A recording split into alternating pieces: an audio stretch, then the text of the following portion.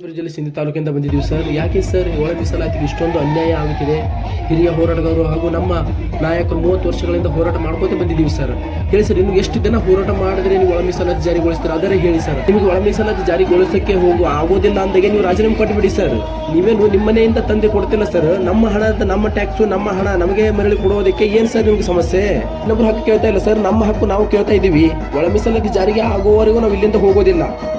ಇಲ್ಲಿವರೆಗೆ ಇನ್ನೂ ತನ ಊಟ ಇಲ್ಲ, ನೀರಿಲ್ಲ ಸರ್. ಇನ್ನೂ ತನ ನಾವು ಉಪವಾಸದಿಂದ ಹೋರಾಟ ಮಾಡ್ತಾ ಇದೀವಿ. ನಿಮ್ಗೆ ಇಷ್ಟೊಂದು ತಿಳಿಯಿಲ್ಲ ಅಂತ ಹೆಂಗ್ ಸರ್? ಯಾಕೆ ಸರ್ ನೀವು ನಮ್ಮ ಸಮುದಾಯಕ್ಕಂದ್ರೆ ಇಷ್ಟೊಂದು ಅನ್ಯಾಯ ಮಾಡ್ತಾ ಇದ್ದೀರಾ? ನೀವು ನಮ್ಮ ಸಮುದಾಯದ ಜನ ನಿಮಗೆ ಮತ ಹಾಕಿಲ್ವಾ? ನೀವು ಇದೇ ತರ ಮುಂದುವರಿಸಿದ್ರೆ ಬರೋ ಎಲೆಕ್ಷನ್ ಅಲ್ಲಿ ನಿಮ್ಗೆ ತಕ್ಕ ಪಾಠ ಕಲಿಸ್ತೀವಿ ಸರ್. ಸಮುದಾಯದ ತಾಕತ್ತೇನು ಅಂತ ನಿಮ್ಗೆ ಗೊತ್ತಾಗುತ್ತೆ ಸರ್. ಶಾಂತಿಯುತವಾಗಿ ಕಾನೂನುಬದ್ಧವಾಗಿ ಹೋರಾಟಕ್ಕೆ ಇಲ್ಲಿ ಬೆಲೆನೇ ಇಲ್ವಾ? ನಮ್ಮ ಸಮುದಾಯ ಸಿಡಿದಿದ್ದರೆ ನಿಮ್ಮ ಸರ್ಕಾರ ಉಳಿಯೋದೇ ಇಲ್ಲ. ನ್ಯಾಯಾಲಯ ಆದೇಶದಂತೆ ಕೇಂದ್ರ ಸರ್ಕಾರ ರಾಜ್ಯಪಾಲರ ಶಿಫಾರಸ್ಸಿನಿಂದ ಬಂದ ನಮ್ಮ ಒಳ ಮೀಸಲಾತಿಗೆ ಬೆಲೆ ಇಲ್ವಾ? ಸಿದ್ದರಾಮಯ್ಯವರೇ, ನಿಮ್ಗೆ ಏನಾದರೂ ನಾಚಿಕೆ ಮಾನ ಮರ್ಯಾದೆ ಇದ್ರೆ ಕೂಡಲೇ ಒಳ ಮೀಸಲಾತಿ ಜಾರಿಗೊಳಿಸಿ. ಇಲ್ಲವಾದಲ್ಲಿ ಸತ್ತೋಗ್ಬಿಡಿ. ಸತ್ತೋಗಿರೋ